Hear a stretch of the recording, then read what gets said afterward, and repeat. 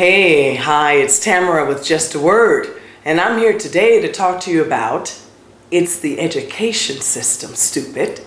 No, I'm not calling you stupid, but you remember back in the Clinton era, there was the campaign phrase that was going around called, it's the economy, stupid. In other words, don't talk about this when the problem is this. Well, the problem today that we have, I don't care if you look at the financial crisis, if you look at the violence that is hitting our neighborhoods, if you look at teen dropout, I don't care what it is. It's the education system. It's the education system that has let down our teens, our young people. I do a lot of work in the juvenile hall systems and with teens as well as parents and adults. I know what I'm talking about when I tell you that our young people, they are not getting the education that they so deserve. And perhaps they would desire it if they were made to believe that they deserve it.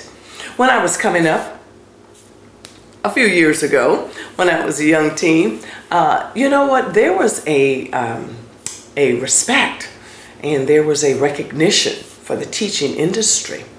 And there was a expectation for the student that walked into the classroom.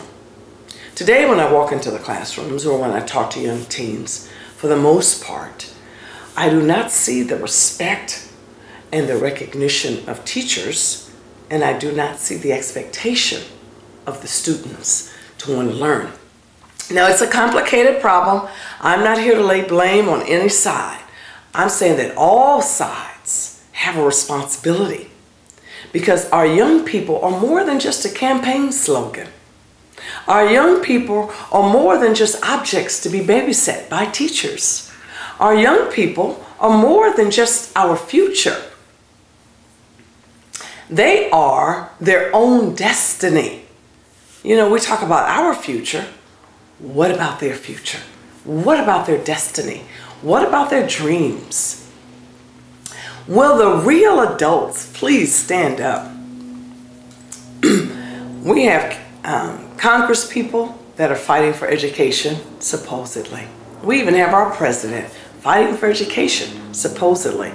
We have administrators fighting for education, supposedly, and teachers who protest and march all the time for education, supposedly. Then why is our dropout rate off the charts? Why are there like 7,700 young people that drop out of school? Why are there ninth grade classrooms that only have 3 people in them?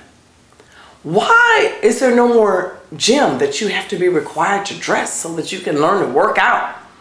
Why are there no more arts that are in school? You know, wood shop and metal shop and home economics. But education is so important. What about all the after-school programs? Now, I know that there's some schools out there that they are walking the walk and talking the talk. Well, good. I'm not talking about you. But I'm talking about the average schools today. And it doesn't mean the inner city schools. And I'm not only talking about New Jersey or New York or Chicago or Los Angeles. I'm talking about all around the United States of America. What is it that we don't deserve an education system in this country? What is the problem there? That it seems like the adults and the administrators have just become cowards. Well, you know what? We can't do that because that's not politically correct. Well, we can't usher that program in because we don't have enough money. Yet every time I go to the voting box, I was always voting for these multi-billion-dollar bills to send taxes to the school system. After all, wasn't that what lottery was about? You know, truth is the antidote to deception. I think that we have been deceived over a period of time. I do like the fact that we have education, college education, and we tie it to a job. That's the way it was when I was going to college. You worked and you got a certain scholarship or you got a certain grant. But today, we have no accountability for those that are receiving the funds on the administrative end. We have no accountability for the teachers. And there is no expectations for the students. So you wonder why they give up. You wonder why they drop out. You wonder why they don't care. I'm curious, why don't you care enough to care that you don't care? Why don't you care enough to care that you don't care that our education system is off the track? It is far, far below, I would say, even some third and second world countries. But we are the rich, powerful nation, America, the land of the free. We don't even take care of our veterans when they come home. They have to drop their heads and sign up for food stamps. Shame on you, America. Shame on you, Congress, for not enforcing these laws, but being so concerned about protecting your hind parts and keeping your job. What schools do your children go to? I'd like to know. Yeah. Teachers are more than just babysitters. Here you require them to know all of this. They have to take all of these tests. They have to pay large fees, sometimes $300, to take these exams, to teach a third grader or a fourth grader. And by the same token, they have to spend their own money to make Xerox copies. Or their classroom is reading first and second edition books when the 8th edition is out. Shame on you, America. It's the education system, stupid. It's the education system. Stand up and each one, reach one. Each one, teach one. Don't give the platitudes that it takes a village to raise a child. We ought to have valedictorians coming out of the yin-yang every year.